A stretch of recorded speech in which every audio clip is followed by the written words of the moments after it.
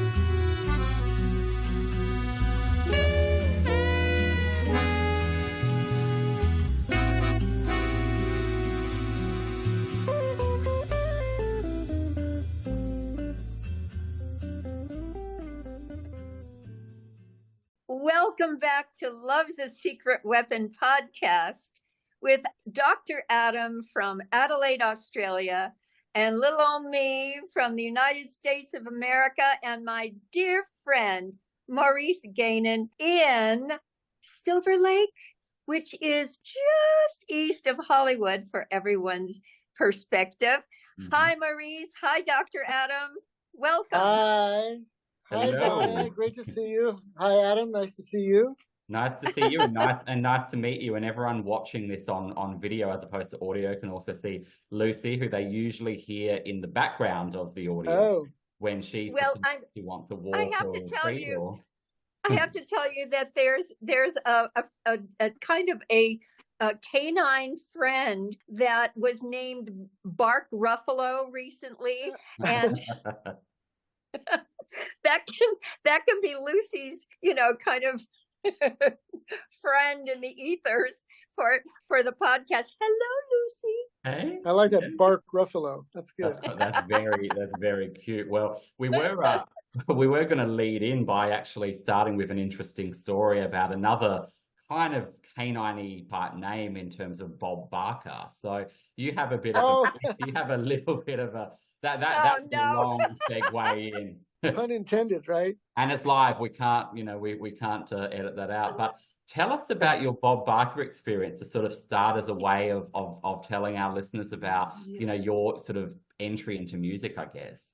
Right. Well, I believe it was 7th grade, maybe 8th grade. A great gifted music teacher at Dana Junior High School in San Pedro threw together 6 of, I guess, what he thought were the best players, and made a little Dixieland band. And I think there were 6 of us. There's 2 trumpets, a trombone, a clarinet, a piano, a drums, and a bass. Female bass player, female piano player.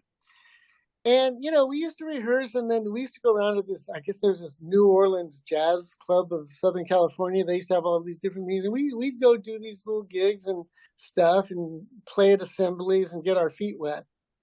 And then we got, somehow, they got us on, I think it was Truth or Consequences. Don't go away. It's time to play Truth or Consequences.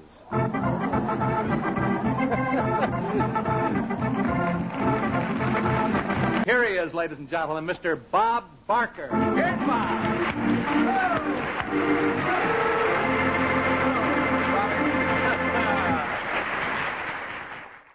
Where it was like trying to figure out who the real band is or something like this. They had some gimmick. And we went, we did it. It was a big thrill for a bunch of young kids. And each of us got a $50 gift certificate from Sears Roebuck catalog. and I bought my first tape recorder, and It was 7-inch reel to reel, and I think it was stereo. And I recorded some stuff on it. I mean, I recorded some albums onto it, or borrowed albums from friends. And I think I tried some recording experiments on it, early recording experiments on that. I can kind of picture it. Yeah. And I had it for a long time. How fantastic. You don't have it anymore, though, unfortunately. No, but I have a lot of old gear if anyone wants it, because I just moved from my old studio, and over 30 years worth of technology, most of it not being used. And pretty much what you see behind you is all that I brought over here, Wonderful. It's like these days it's like Beck says, 2 turntables and a microphone. Microphone. Yeah. Basically I've got a computer, a couple monitors, few preamps, everything's inside the computer. And that allows you to pretty much do everything you need to do now. Yeah. Do everything. And tell us, given we've got go on, Donna. I was going to say, Maurice, what you didn't tell us is which instrument you played in your Dixieland band. Oh, good question. That's back when I was a trumpet player. Oh, trumpet. Okay. That was my first instrument. Right. And now I'm a sax and flute player. And the way I became a trumpet player was when we were in 3rd grade, they took us to look at the orchestra, and the kids, the school orchestra play, and they say, pick an instrument, right? Yeah. And so I saw the cello, and I loved the cello, but I was walking a mile to school, so that was out of the question. Good thing it wasn't a piano. Well, wait, we already had the piano that okay. We might talk about, but and I saw the saxophone. I go, oh man, too many buttons, forget about it. And I saw the trumpet with 3 buttons, and I go, that's for me. I'm in. Go. Little did I know you have to get all the other notes with your chops, which makes it very difficult. Oh, so I remember you telling me quite a while back that you spent some time in Israel with your family, right. And you were like close to adolescence, maybe 12 or so? 11th and 12th grade. Okay, so maybe like 16, 17. And that your father, somehow in Paris, there was an instrument that was gifted to you. Yeah, actually, yes. When we were living there, we were like, my dad was on a foreign contract, so we could buy stuff duty free. So basically, we ordered this saxophone, top of the line Selmer saxophone, and my dad advanced me the money, and I got that horn. We ordered it from Paris, and I paid him back from doing gigs over there while I was still in high school, and I'm still playing that horn. That's the only that's the only horn that's the only tenor sax that I play. And so that was the horn that you used on Merry Christmas Baby. For everything Wow.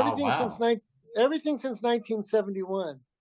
And so we're going to take a brief interlude and play part of that so we can hear your wonderful, wonderful sax rendition. Great. Oh, go, go, go, go. Merry Christmas, baby. You sure did treat me nice. Merry Christmas, baby. Merry Christmas, baby. Merry Christmas, baby. You sure did treat me nice. Merry Christmas, baby. Merry Christmas, baby. Give me a diamond ring. Now I'm living in a paradise.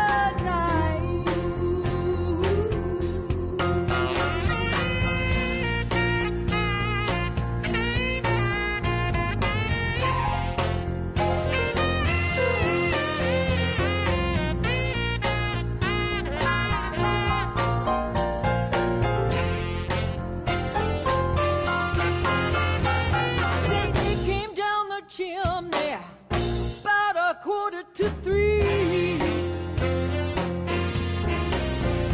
He left all these pretty presents that you see before me. Oh, Merry Christmas, baby. You're sure been good to me. Merry Christmas, baby.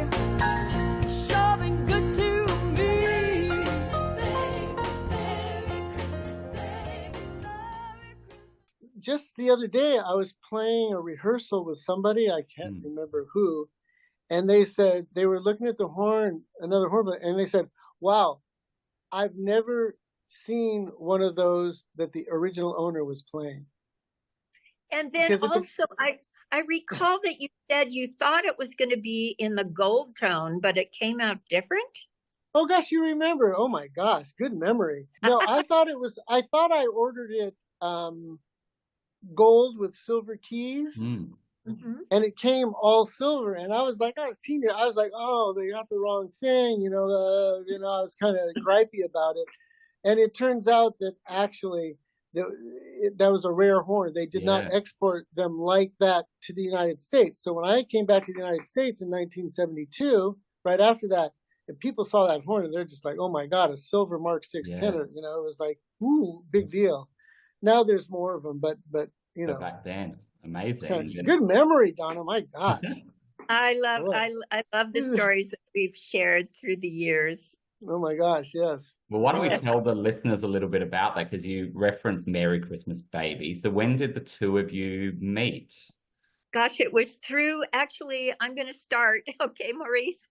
Yeah, please, because I reached back to my memory bank and I threw out a date yesterday, but I'm not quite sure. Okay, and I may need help on a name, because I remember going to Air One Market in West Hollywood. And in Air One in West Hollywood, there's a special bar for nutritional health drinks. And there was a young man sitting next to me and my daughter, who we were all ordering cacao drinks with, different herbs to stimulate our energy and so forth. I think to put the jing back into our lives. Right. And the young man sitting next to me said, well, I'm making a certain cacao with a combination of this and that and whatever herbs to boost the jing. And do you recall his name? Yes, Thru Saber. Thru Saber. And it turned out Thru is the catalyst who said, well, and we talked about music, and he said, well, my friend Maurice has a studio. And that, that is what propelled me to contact you and led to basically doing an album with you, first starting with Thru playing guitar and doing a different version of It Only Hurts When I Cry. Right. Oh, please don't ask me if I sigh for him. You know that I'll get by. I'll just pretend it's not the end. It only hurts when I cry. It only hurts when I cry. It only hurts when I cry. It only hurts when I cry. It only hurts when I cry. I remember our first kiss, the way I loved him then. Sometimes I think a love like this will never happen again. Please don't ask me if I sigh for him. You know that I'll get by. I'll just pretend it's not the end. It only hurts when I cry. It only hurts when I cry. It only hurts when I cry. It only hurts when I cry. It only hurts when I cry.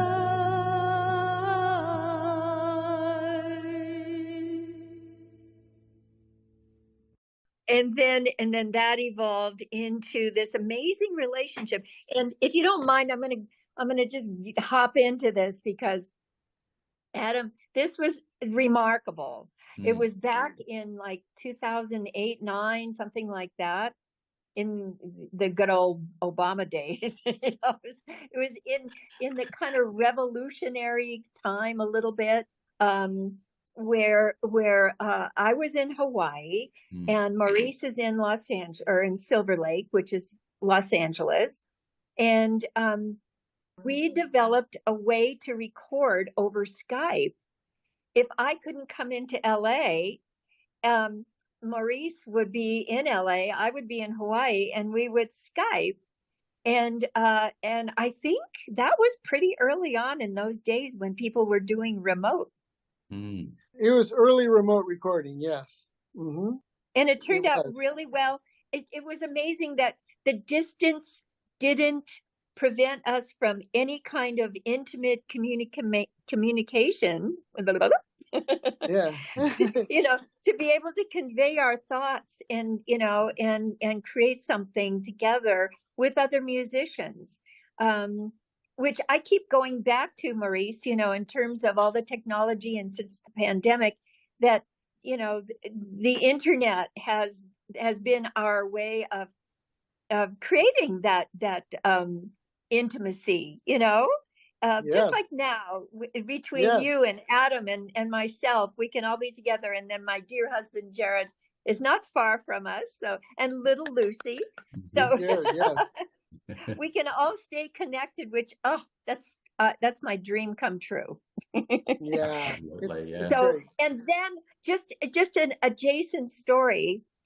There was a man in Hawaii called Charles Brotman, who had his studio in Waimea on Big Island, and that's where I was living. And of all things, Maurice's sister, one of his sisters, had a home not far from where I was living. Maybe I don't know, stone's throw. And so Maurice came over and visited, and I invited Charles, whom they had met over Skype, but not in person. And so we all got together at my place, the Mauna Kea, and met I thought that was remarkable. I mean, talk about synchronicity, snap your fingers and a miracle happens. That was a beautiful time in Hawaii. It was just great. And is your sister still there? She's not. She actually, she's living in. I just talked to her. She's living in Northern California with my sister. Oh wow! That's a big. Okay, but it's all good. So everything's all good. Right. Yeah. Yeah. Well, that was then. This is now, and oh my gosh, here we are.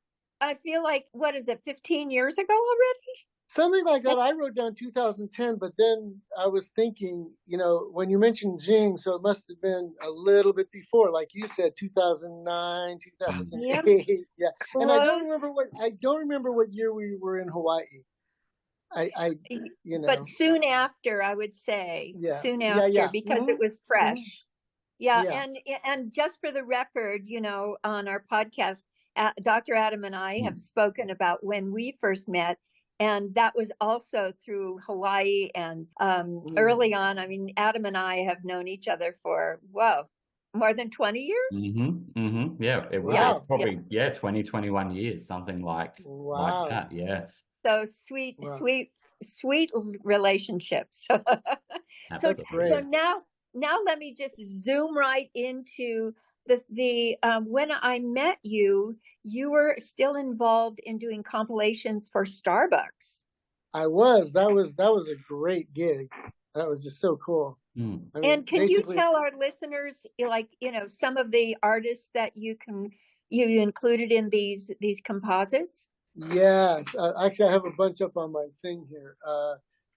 They were Sheryl Crow. There was this thing that they called Artist Choice, where they get an artist to pick their, like, Desert Island Disc type of thing, like your 15 favorite songs. So I'll just read the ones that are up here. Sheryl Crow, Nora Jones, Joni Mitchell, Diana Krall, Willie Nelson, Emmylou Harris.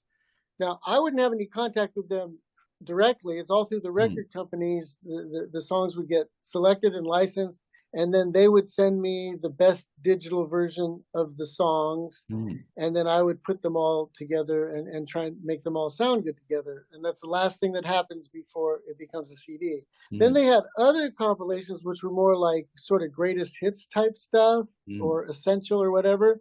And some of those, again, I'm just reading off. I pulled some of my favorites. You know, I don't have as much room on this wall as I did on, or I didn't want to take up as much wall space as I did at the old studio. So all I have here is Marvin Gaye, John Lennon, John Coltrane, Jimi Hendrix, Miles Davis, and Joni Mitchell. That sounds like your J category.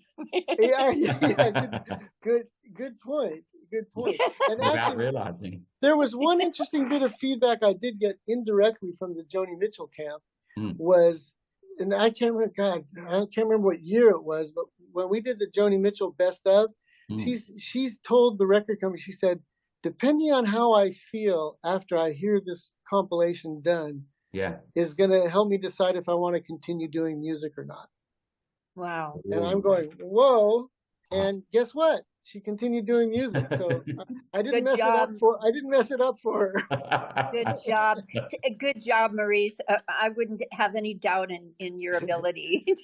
So, how many of these compilations have you your name on? I did 187. Wowza. Wow. So it's kind of like every time somebody would go to Whole Foods or someplace like that, or Starbucks. There'd be when we were in the middle of it, it was, you know, there'd be several, you know, on their thing that I had done. If I'm with my sisters, they'd be going, my brother did that, you know, that kind of stuff. Please give me a break. And the other thing that we did was when I would complete one, I would send it to a company called PlayNet up in Washington, and PlayNet would put them together for the in-store music, you know, and so. You know, they would compile the compilation. So then everything that you went in, that you heard in Starbucks, was a lot of it was stuff that I had done, sent to them, and then they put it together. Yeah. So you stimulated the choice of beverage. Yes. Well, that's a thing, you know. They, you know, like when they put on Christmas music, so that you feel a certain way, and they pipe candles in at that time of year that, you know, put you in the mood to shop. Yeah, but I'm glad the kind of artists you worked with, I think that sounds okay. I'm okay with that. I'll stick with Starbucks and just give me some added whipped cream. I love that music. Yes. The Christmas ones were special. Normally, well, I shouldn't give out actual figures, but basically the Christmas ones, they would sell 6 times as many as the regular ones. Well, and you know, I mean, it is a gift giving time of year. Yeah, so. But they would also get 2 special songs, new versions of Christmas songs by some super famous people to put on the compilation. And so they would get the rights to use it for a year and a half. And then after that, the artists could use it themselves. Right. Okay. So for our benefit, since we're going to play Merry Christmas Baby totally outside of the holiday season, tell us maybe 1 or 2 songs that were those special editions. Well, I have a good tie-in here right now. So I got the list for Christmas songs, and the first one on it was a song called Peace. And I'm going, and it was Norah Jones, and I'm going, oh, that's interesting. You know, I know a song called Peace by Horace Silver, but can't be the same thing. Doesn't have lyrics. So then I finally, after about a week, I get around to starting work on it, put it on, I said, oh my gosh, it's Norah Jones singing Horace Silver's melody of Peace. There's a place that I know where the sycamores grow and daffodils have their fun, where the cares of the day seem to slowly fade away in the glow of the evening sun. Peace when the day is done. How obscure. And it was gorgeous, and it was the first time anybody ever heard it, you know. And as a result of that, on my CD that I'm releasing, I actually sang a version. Let my conscience be my guide, then the answers are sure to come. Don't have to worry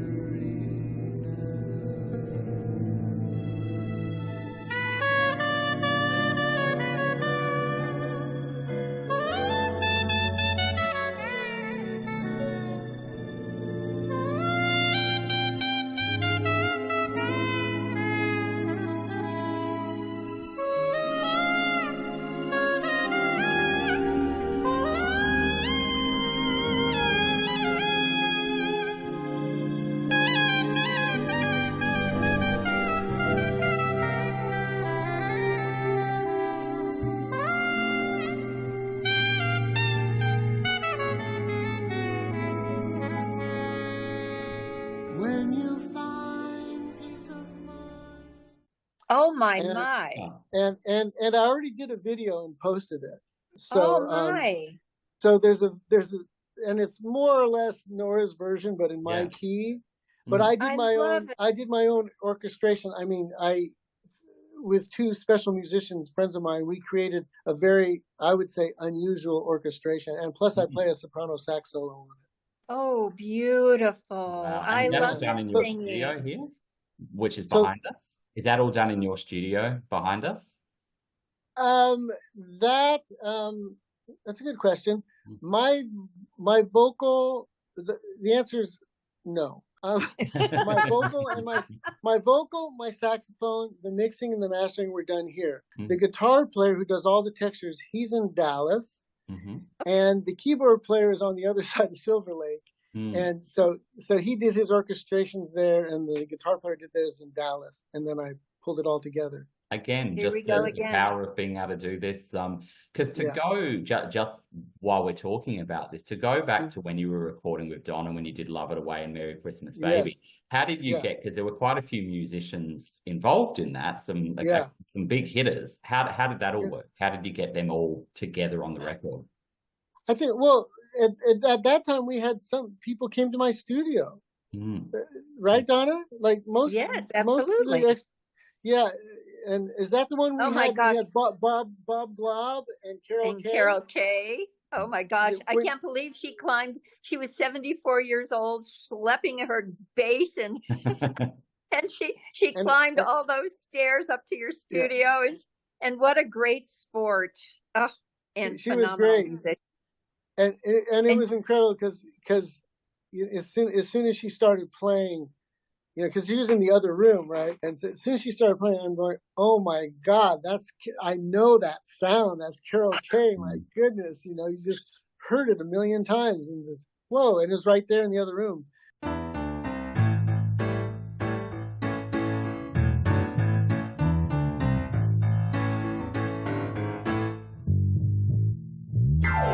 You got me running, going out of my mind.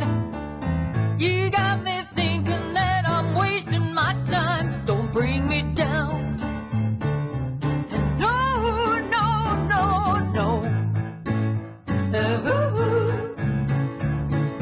I tell you once more before I get off the floor, don't bring me down. What happened to the guy you used to know? You let your mind on someone down the road. Don't bring me down. And no.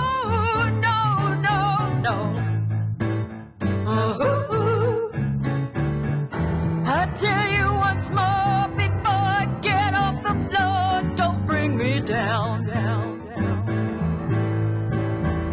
Don't bring me down. Don't bring me down. Don't bring me down. Don't bring me down. Yeah. It was really really great. She's It was still a great rocking, by day. the way. Mm. She's Good for still her. rocking. Yeah, She was yeah. portrayed in the Elvis movie. Oh, All right. They did it. Yeah, that recent Elvis movie a couple years ago. yes, yes. She was portrayed in that. Yeah. Okay, well, you know, I'm such an Elvis fan that I've had a hard Yeah. time breaking down and watching it. You know, it's like I Yeah. want a real They thing. want the real thing. Yeah, but for maybe I can like find her her portrayal. She's not actually there. It's a younger actress playing her part. Right. You know. Yeah. You know. But I Yeah. mean, what she had to contend with, you know, being the only female in a world of, you know, dominated by male musicians. In the Wrecking Crew, yeah. Yep. Wrecking Crew. But they could not wreck her. I'll tell you that much. Yeah. Yeah. At any rate, yes. And which leads into this long distance music making that you're doing, which is world music. Yes. My gosh. And it's gorgeous. Oh, thank you so much. Thank you. Unbelievable. I mean, what have you done? Like 7 or 8 albums now? This is my 11th. Oh, I 11. lost track. I am so sorry. Yeah, and tell our listeners what sort of music is when we think of world. What is world, and you know, what's your approach on that? Well, first of all, my approach is, you know, there's a lot of how do I, you know, these days when I started, no one was talking about this kind of thing, but you know, these days a lot of people talk about appropriation. You know, you're stealing from indigenous peoples and da da da. It's like I actually wrote on one of my CDs way back, like that you know, I don't claim to have any special knowledge about this stuff. I actually wrote absolutely no ethnomusicologists were injured in the making of this CD, you know. And basically I just do my take on it, but I try to interact. It started on my 3rd CD where it's called 7 Continents Global Jams, and I said, okay, let's do an album and get someone on every continent to contribute to a song. So that's how it started. And now what year was that?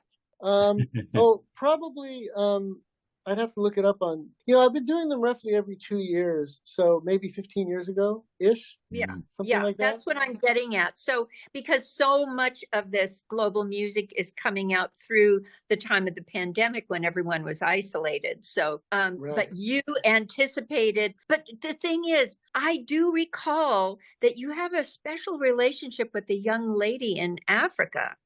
Yeah. I mean, you're a happily married man, and June is your wife, and I adore her. And who I'm talking about, please explain. Okay, there's a young lady. Her name is Immaculate Awino, and I first met her through music, and as a singer, and early on, and she proved, you know, through doing projects and doing things for me and organizing stuff to be very worthy. So, you know, me and my family, we helped her through. She's poor, like, you know, she comes from a very poor, humble family in Kenya, and so we helped her through actually sort of their equivalent of the USC Film School. There, she managed to get in. You know, managed to get in. She completed that in 3 years, and then she worked in the TV world a little bit, and I referred her for some jobs for some people that were going over there, and she did that. And then she at one point she said, you know, I want to go to law school, and I'm going, yeah, right, whatever, you know. And and then she got busy with stuff, and I didn't hear anything of it. And I think 2 years later she came in and said, you know, I'm going to law school now, you know. And to make a long story short, and without kind of, you know, too much, but basically I supported her through that. And now she got through 4 years of law school. She went an extra year for bar. She just recently completed a 6-month internship. They're still waiting. It's been almost a year. They're waiting for their bar results. And I go, you know, here we wait 6 to 9 months. I said, what's taking so long? She says, it's Kenya, you know? And so she's got a second internship, and which is voluntary, and they help them find jobs. She's working. She got really good internships for the Superior Court in Nairobi, and I think hopefully pretty soon she'll be getting a job and be self-sufficient and stuff like that. We're gonna start. My darling Maurice and your darling June, and you both have your golden ticket to heaven. I hope so. We went Kenya just before the pandemic, like 5 years ago, and so I met her, and yeah, we went about 5 years ago. Oh, I'm wearing my Kenya hat. I got my Kenya hat, yeah. And we went there and we met. She arranged 2 parties for me, one in Nairobi, where she was living, and I met a bunch of people that had worked on different projects for me, film crews and stuff. And then when we went to Nakuru, where she's from, then there's this engineer guy, Ben, who's also turned out to be a great friend, a really great guy. He has a studio there, and he's singing on a bunch of stuff on the CD that I'm releasing. I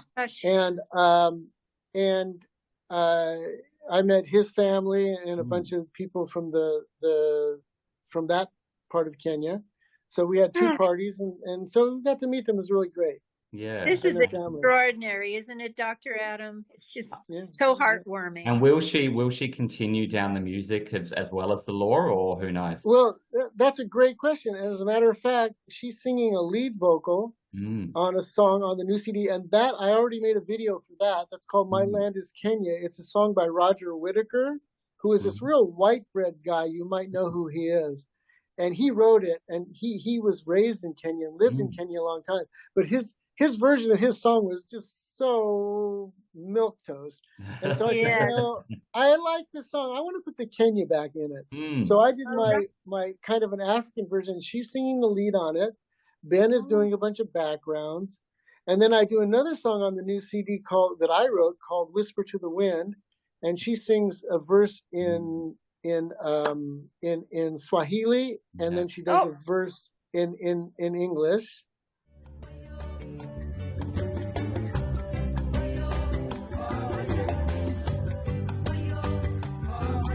You only got one childhood and a memory that springs when you see your house, the tree you climbed, and all those precious things.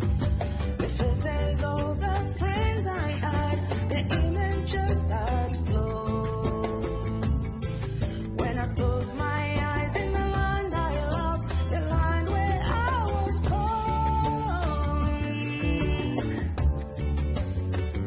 My land is Kenya, so warm and free.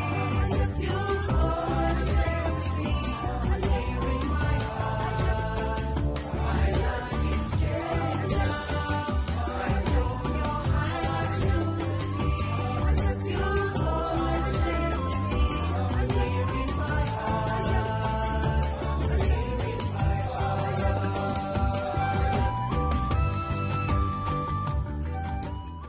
So she's on 2 songs on this CD, and I said to her, I said, look, you're trying to get a job as a lawyer. I said, is this going to mess you up? Are they going to say, you're a musician, what is this? And she claims that it's an enhancement, that I it think shows so as well. It shows roundness or whatever, and so hopefully, because if they Google her, they're going to find it. So Well, but Maurice, what you're doing is you're giving her the opportunity to communicate through music, and as a lawyer, she's going to need that communication skill. She may break out in song in court, but yeah. But well, I have another best friend. His name's Tom Lerner, and he's a doctor, but he's a great musician, and he went to Harvard Med School, and I was talking to him about it just like a week ago, and he said he thinks that his music helped him get into Harvard Med School. Fantastic.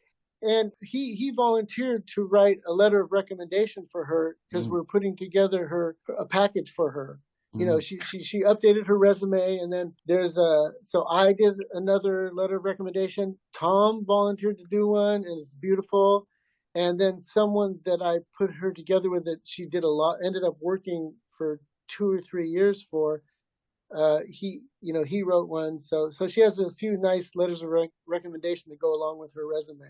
Yeah, that's Oh, great. that's so beautiful. Just thinking about what you're saying there is that, I think schools more and more now are looking for people to have a rounded experience, that they've not just gone, I've studied law and that's all I'm doing and I don't do anything else and I have no other interests. And they want people who have either, lived some life or have things, if nothing else, I'm just thinking in mental health or psychology, people who actually have hobbies and interests that allow them to look after themselves when they're dealing with really difficult clients or whatever else. Yeah. Yep. So let me bring the conversation back to, you put the Kenya back into the song. Yeah. And there was a time that during the pandemic, a friend of mine, a very good friend in Palm Springs, called me and said, I love your song, Love It Away, but I want to be able to dance to it. Oh. I'm stuck in my house and I want to listen to music and dance. And so, so I contacted you, Maurice, and you changed the rhythm track on the original. Yeah. And updated it. You gave me, the dance beat, It was fun. It was fun. And it went, easier than it could have, just kind of fell into place. Good song, good performance, good vocal, I appreciate the synergy, because, we have some sort, the three of us, are on the same wavelength, and that's such a beautiful thing. You don't have to explain, Great. Yeah, that was a long project. I was going to ask Maurice to explain something, though, because I do want to go back to his beginnings, but I do for our listeners, because our listeners are always really interested in the mechanics or what goes on behind the scenes. But can you lead us through some of what you do in terms of mixing and mastering and engineering? Like, what does that mean? Yeah. Well, I'll try and synopsize a little bit, but I tell people, I came to engineering. I was a musician first.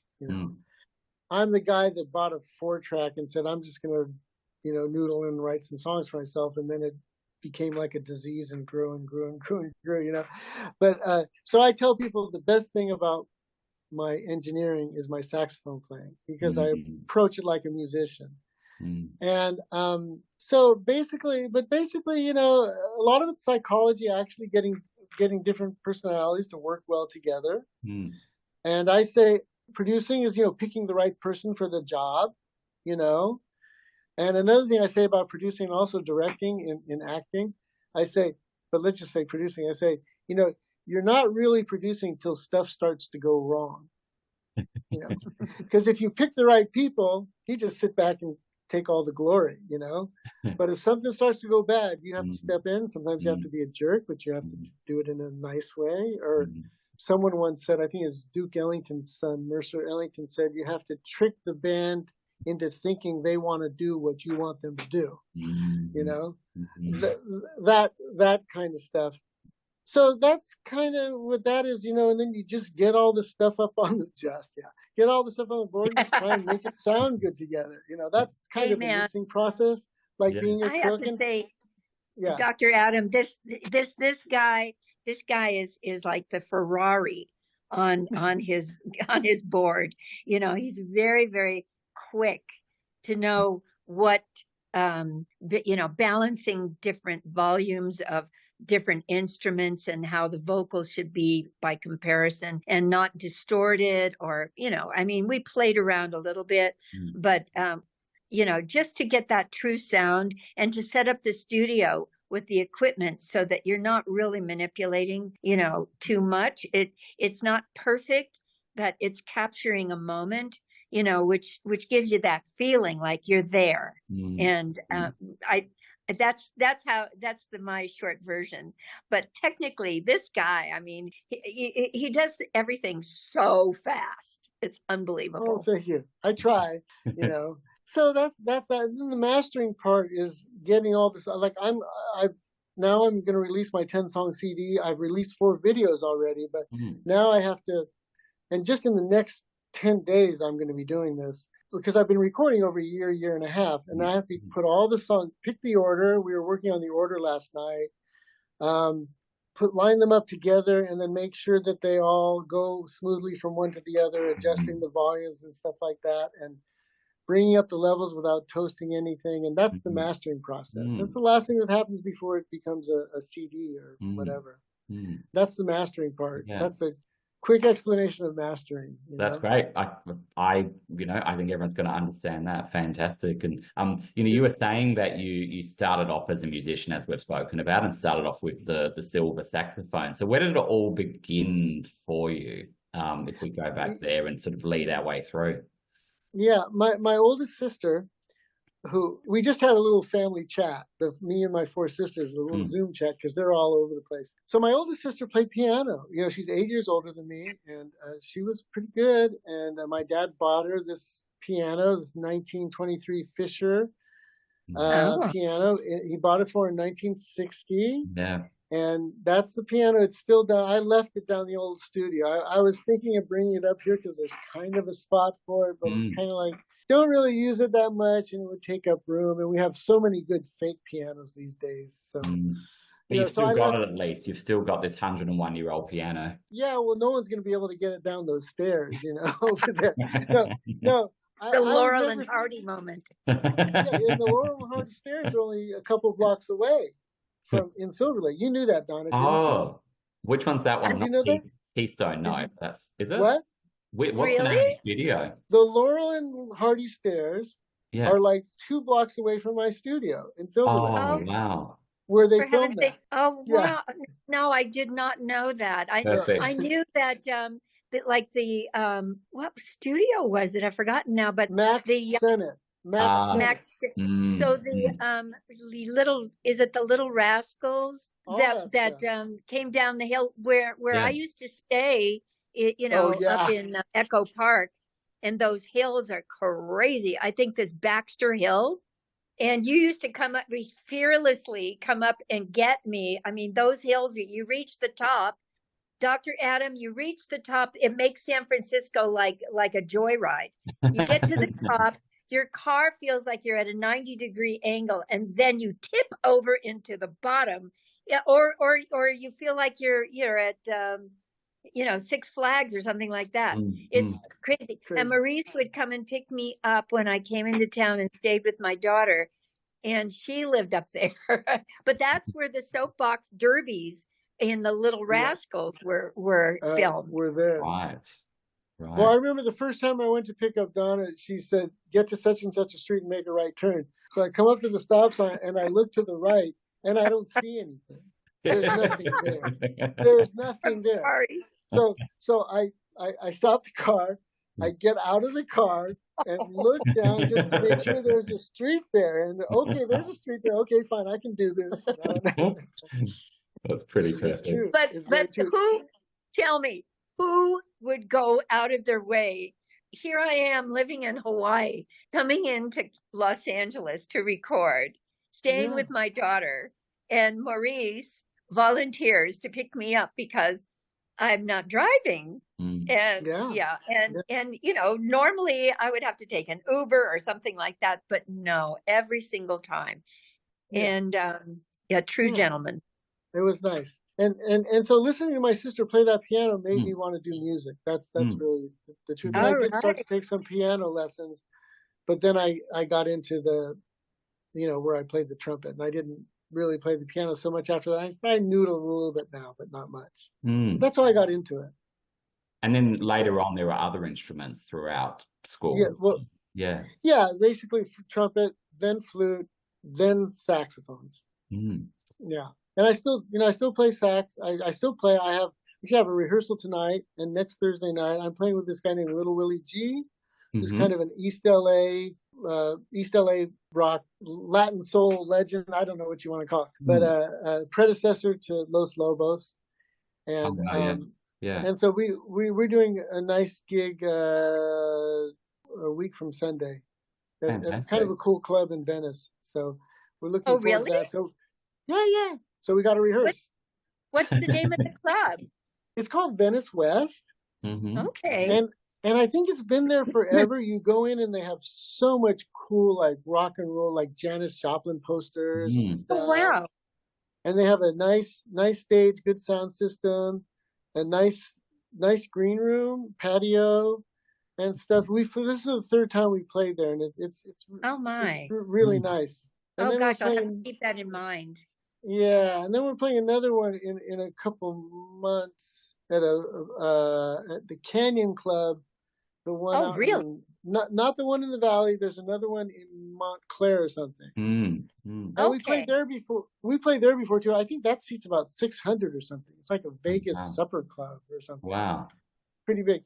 And then we've played like the Greek Theater twice, and we played the Microsoft for 8,000 people, and we played. We do some kind of smaller gigs like concerts in the park and things and clubs, and then we do some really big gigs.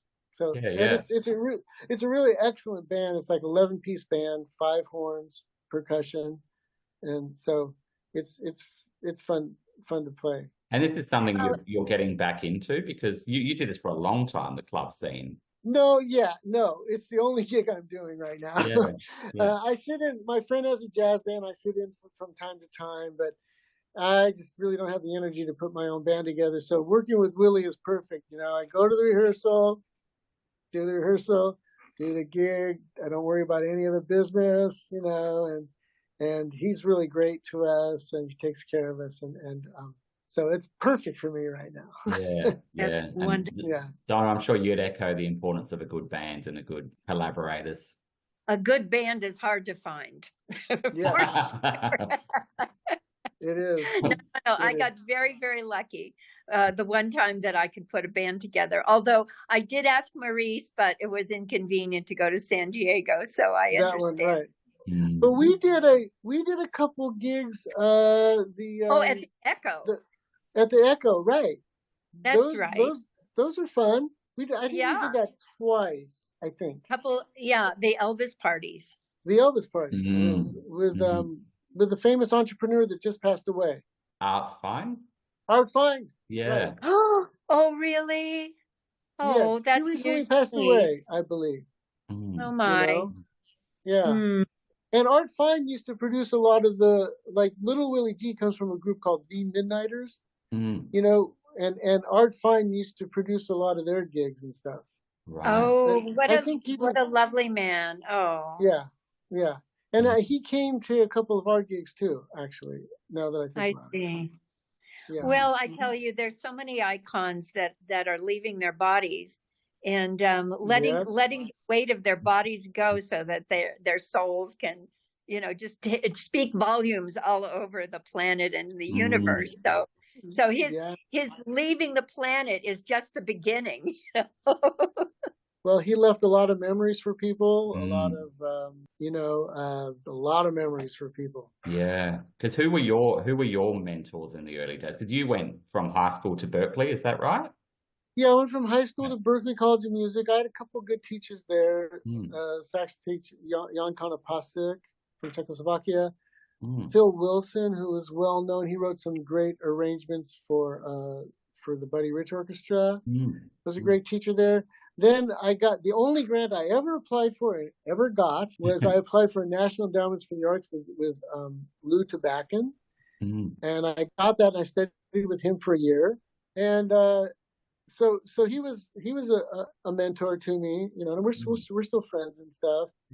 And actually, someone who I always idolized is a flute player named Hubert Laws, who was really pole winning, one of the most famous great guys, you know, that we always used to listen to. And through one of my other very best friends, Nori Tani, who's a sax and flute player, he became friends with Hubert, you know, recently in the last 5 years.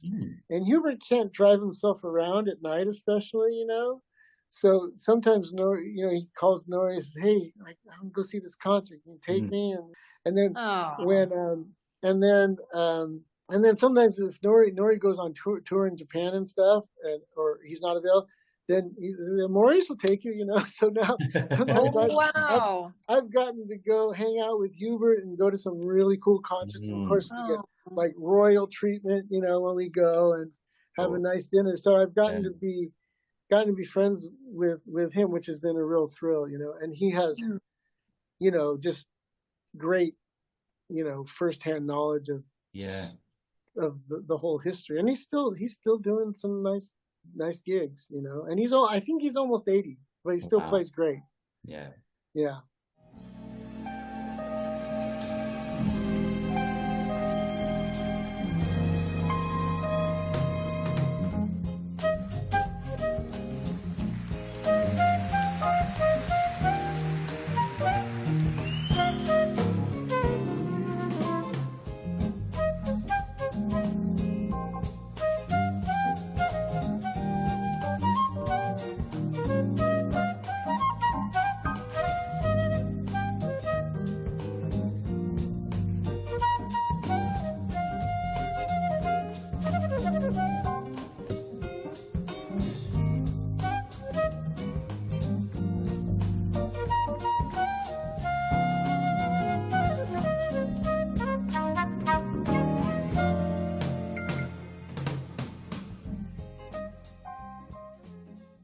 How amazing.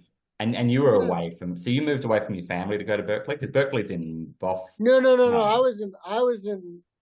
was right out of high school. Right out of high school, I went from high school in Israel to Berkeley in Boston for a couple of years. Yeah. Amazing. Yep.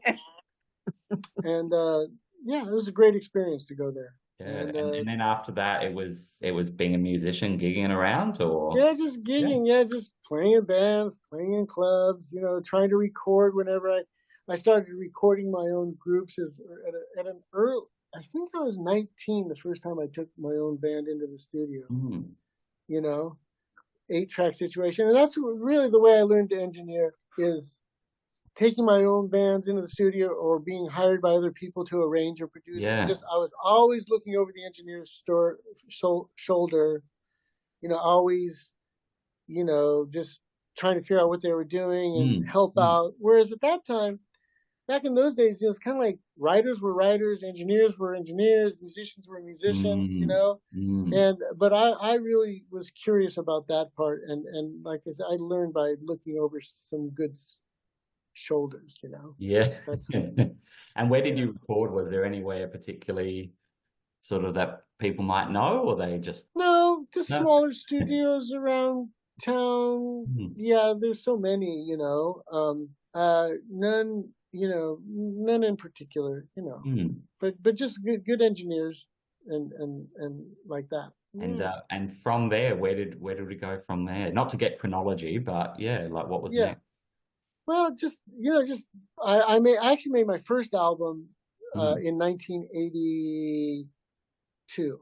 1982, yes, and then from then I just used to do just a lot of jazz gigs around town, and then and then somewhere I was doing a lot of gigs, and then just private party gigs too, and then some recording sessions, and then in 1990-ish. Moved to Silverlake, and then I started doing this transition from making my living as a player to doing more of the engineering and working with people and doing that. And what was Silverlake like back then? Because it's quite well, yeah. I mean, tell us. I've never been. Donna's told me about it, but yeah, what is Silverlake for people who haven't come across Silverlake?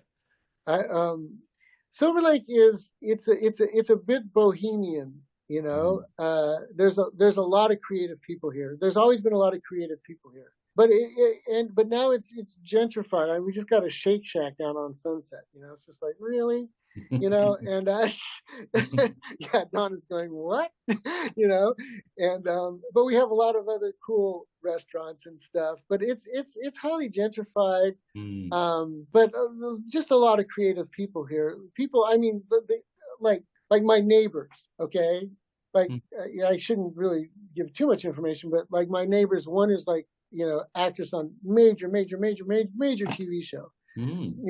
One of my other neighbors is director of photography for major movies and videos. You know, down the street is a guy that did like one of Michael Jackson expert, like one of his choreographers. You know, just right down the street. You know, and kind of where I live in kind of in the hills, so it's kind of nice. So there's those kind of people, you know. And then where the studio was a little more humble, you know, but even it's on the other side of Sunset. But even there, you know, it's, you know, very creative people and success. And nowadays, because the rents are going up, they have to be somewhat successful, you know, to even live there. Isn't it more like an extension of Hollywood and the you know, the Hollywood crowd that works in the film industry and TV industry that moved further east? So, you know, I mean, I always lived on the west side, so you know, but I understood, and I also traveled on the other side, and I know the major studios, Warner Brothers and Disney and NBC Studios and Paramount and you know, they're all Universal. Everybody is on the east side. There's a lot on the east side. So a lot of people, and then, you know, even a young artist like Billie Eilish is from Highland Park, I believe. And that's about as far east as you can go, right? And be within the LA County District or something.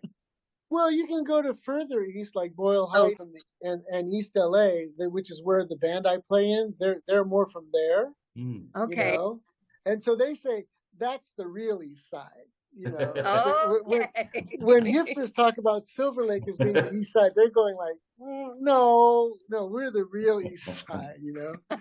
And then Billie Eilish, when they were living with their parents, which is, you know, behind me kind of ish, no pun intended.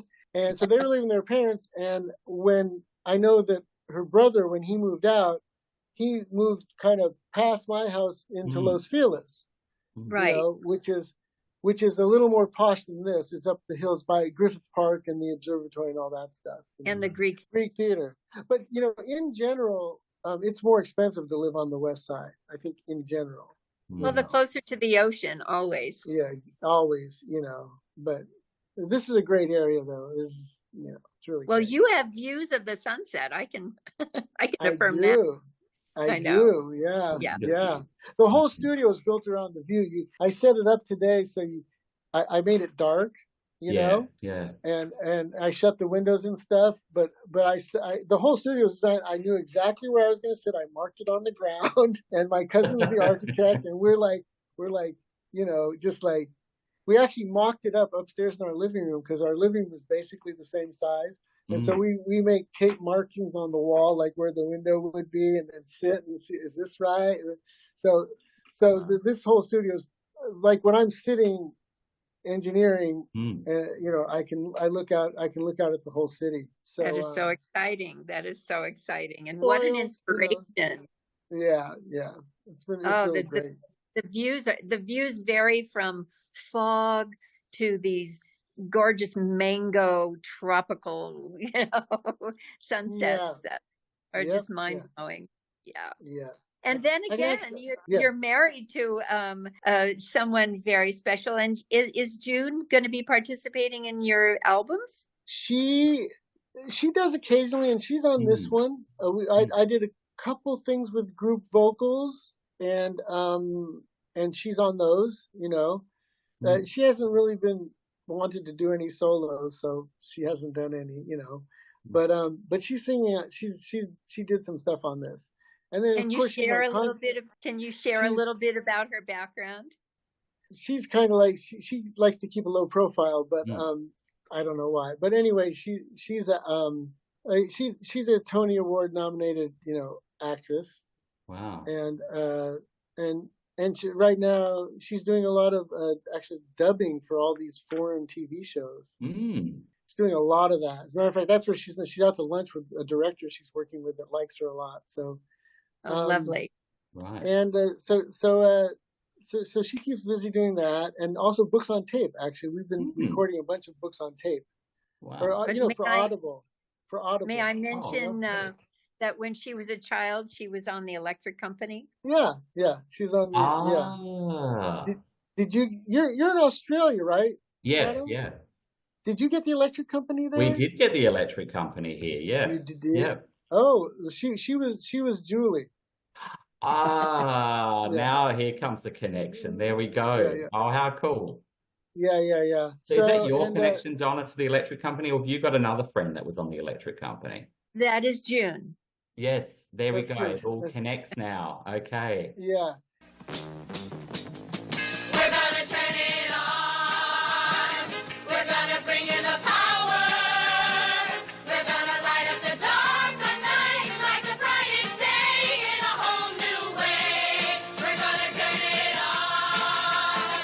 We're gonna bring you the power.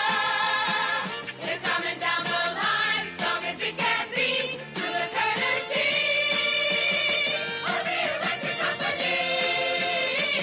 The electric company. The electric company. And so that's that stuff. What I was gonna say, one other thing. Yeah, so we did a bunch of books for Audible and stuff, and that's been nice, you know. That's so interesting. And So she's reading stories that are written by books. other authors. Yeah, hired to read them and turn them into books. Some of them were like 8 hours long. We've done up to 11-hour books. Oh, It's a chunk of work. Well, you read your own book into the thing, right? well, we've been doing that Yeah. incrementally. But if Yeah. I'm going to do it in one fell swoop, I should come to you. Well, yeah, or I can tell you how to do it there, you know. But All right. but basically, we don't work more than 4 hours in a chunk Yeah, because of course. That's it's right. too much. Yeah. It's That's- too much. So it's done over several days, you know. Oh, cool. Is it memoir or is it all sorts of things that she reads, like fiction and Yeah, anything? whatever they give her. Yeah. Yeah. Yeah, different types of books, you know. Yeah. And they're all have been good books, you know. So that's just another thing. Because And she has a actually beautiful voice. She does. Yeah. Yes, and she's done some on stage things too in the last year. Mm. A few Wait a minute. on-stage Who things. did she co-star with in Pasadena? Oh yeah, not Pasadena. At the East West Players, she did a 2-person show with Danny Glover. That's Oh, wow. true. They did. It was just her and Danny. They did Yeah. 5 shows a week for 5 weeks. Just her Wow. and Danny playing a long-term married interracial couple. Mm. And Well, That please was really give good. her a long distance hug from me, please. I will. And she's probably for sure. happy to be back on the stage because I imagine there was quite a downtime for the last few years. Yeah, she really prefers the occasional television thing and also doing voiceover stuff. So it's everything's working out fine. Yeah. How amazing. Mhm. And so Yes, you've spoken a little bit about some of the upcoming projects. Is there anything else you want to tell our listeners to look out for? That we'll put all the details out as your stuff comes out, but is there anything that you want to make people aware of? Really, just the new CD that I haven't picked the exact date, but I think it's going to be about 5 weeks from tomorrow, I think. And what's then the once- name? And it'll be Oh, your name attached? it's my name, Maurice Gainen, and the title that I'm pretty sure I'm sticking with is Hope Through Music. Beautiful. And I searched it, and no one else has used that title, so I think I'm going to grab that. Amazing. And then there's the 4 videos that are already out. I'm not sure if I'm going to make any more videos with it. I'm not sure. But then my goal would be by maybe a year from July, maybe, I'm not going to make myself stick to it, have enough material for another new CD. You know, that would kind of keep me on my 1 every 2 year kind of track, which is totally self-imposed. I can, I can go off it if I want, but that's really my focus is really, and this space, this new space, I've only been here since August.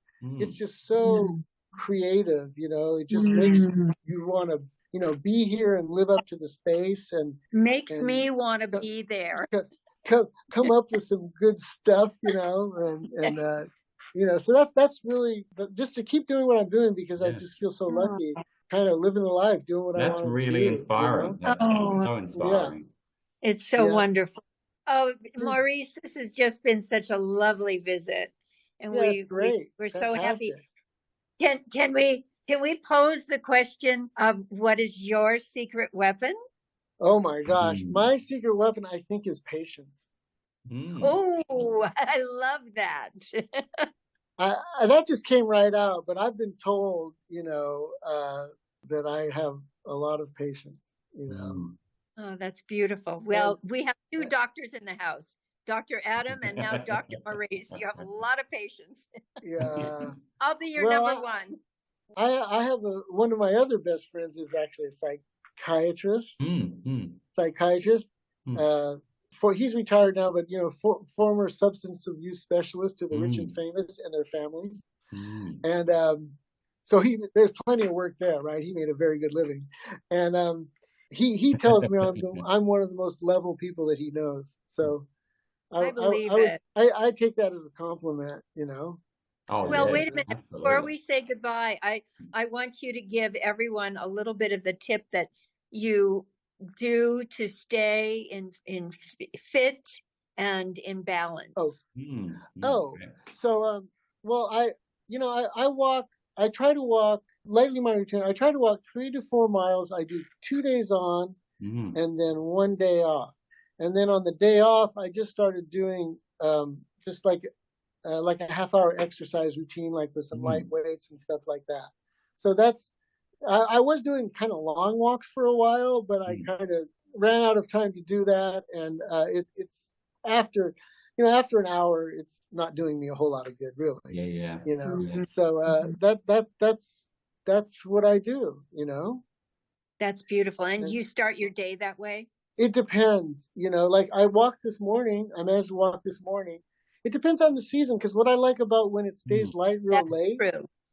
Then I can do it after dinner, so it gives me more flexibility as to when I can do it. But this time, I don't like to walk in the dark. So, this time of year, pretty much I have to do it sometime during the day. Yeah. And it just depends on my schedule, Well, you're inspiring me to get back out there and get to the gym and do something. Well, you're giving me the definition of autonomy. The most recent definition that I've heard, the right to be. Okay. The right to be. And you are choosing the life that you have wanted to live. And how beautiful. I consider myself extremely fortunate. And we are so fortunate to have had you on Love's a Secret Weapon. It's delightful chatting with both of you, Adam. Thank you so much for joining. And Jared's back there somewhere. Yes, he is. Yeah. Really great. Many blessings. And we'll wait to hear your music. Okay. Mwah.